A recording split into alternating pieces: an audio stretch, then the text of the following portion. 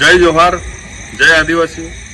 મારા ગામડાના આદિવાસી ભાઈઓ, આપણા ગામડામાં આજુબાજુ ઘાસચારો, ઝાડી ઝાડકા અને આપણા મકાન જંગલ એરિયામાં જ ગણાય। આ રીતના સાપ આપણા ઘરોમાં ઘૂસી જતા હોય તો આપણે શું કરવું જોઈએ?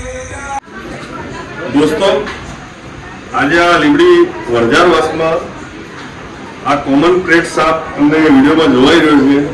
આ સાપ ઘરમાં ઘૂસી ગયો છે અને આ બિસ્તર પણ તમે જોઈ શકો છો આપણું, કેમ કે આ સાપ બિસ્તરમાં ચડીને બાઇટ કરવાનો સાપ, એને આપણે રેસ્ક્યુ કરી અને રિલીઝ કરીશું। આ સાપને આપણે હે ને ઇંગ્લિશમાં એને કોમન ક્રેટ તરીકે ઓળખીએ છીએ અને આપણી ભાષામાં એને કાળોતરો કહેવાય। આ સાપમાં ન્યુરોટોક્સિક નામનું ઝેર હોય છે, જે આપણા ગુજરાતના 4 ઝેરી સાપ છે ને એમાંનો પહેલા નંબર પર આવે ઝેરીમાં। આના દાંત મચ્છર જેવા આવે, આ બાઇટ કરે તો સોજો બી નહીં આવે, કંઈ નહીં થાય। કે આપણા કોબરા સાપ બાઇટ કરે તો આપણને સોજો આવે।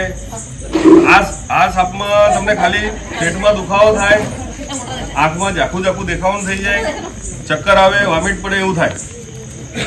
અને આ સાપ બિસ્તરમાં આપણા શરીરની ગરમી લેવા માટે બિસ્તરમાં ચડી જાય। આપણે સૂતા હોય ને તો આપણે કરવટ લેવા ગયા તો હાથ અડ્યો તો એ કાટી ખાય, પણ ખબર બી નહીં પડે કે મચ્છર કાટ્યું એવું જ લાગે। આના દાંત જ મચ્છર જેવા આવે। ઝેરી એ તો કહેલો આ સાપમાં ઝેર જ છે।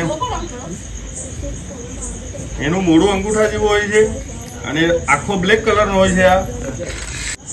આ ન્યુરોટોક્સિક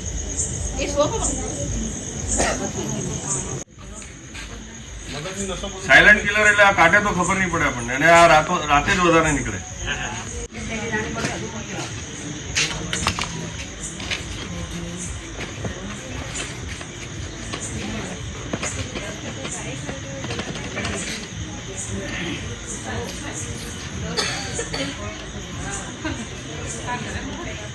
આ સાપ ઘરમાં ઘૂસે ને એટલે આપણે સુતા હોય તો બિસ્તરમાં આવી જ જાય, કેમ કે એને ઠંડી બેઠાતી નથી, આપણી શરીરની ગરમી લેવા માટે આવે।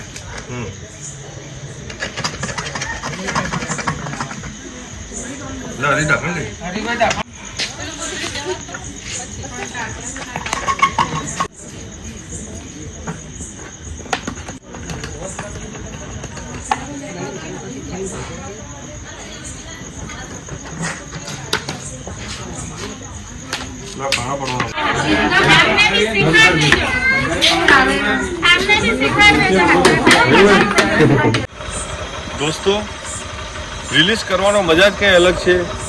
આજે વણઝારવાસમાંથી આ કોમન ક્રેટ, જે આપણો કાળોતરો, જે આપણે ગુજરાતના 4 ઝેરી સાપમાંનો પહેલા નંબર પર આવવાવાળો ઝેરી સાપ, એને આપણે આ ખુલ્લામાં એની અનુકૂળ જગ્યામાં એને રિલીઝ કરવા માટે આવ્યા છીએ।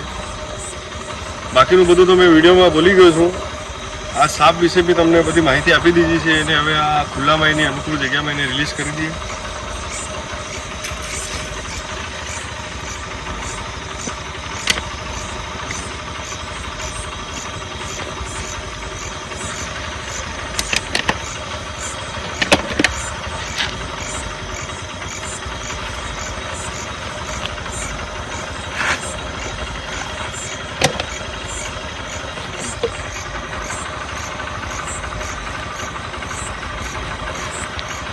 એની અનુકૂળ જગ્યામાં જતો રહ્યો।